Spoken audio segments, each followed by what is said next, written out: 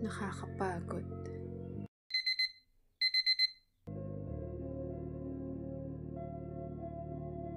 Gigising para mag-aral.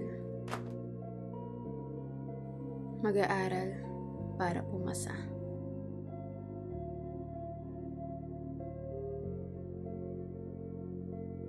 Tapos, bago matapos ang araw, may gawain na naman.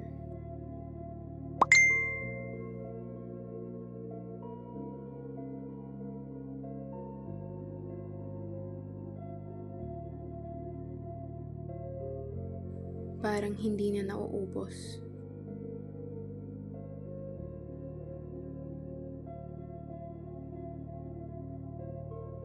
Pero kailangan, diba?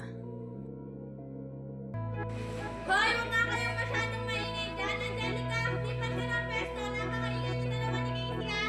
Lipat ka ba? Lipat ka!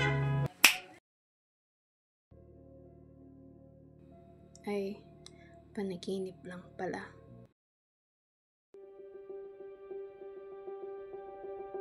Pero naisip ko,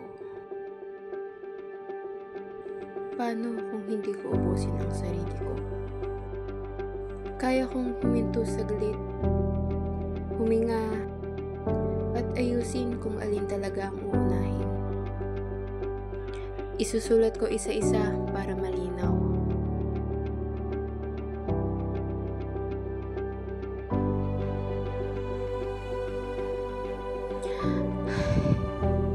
Kalma, hindi ko kailangan tumakbo palagi. Minsan, kailangan ko ring magpahinga para hindi ako tugayang mapagod.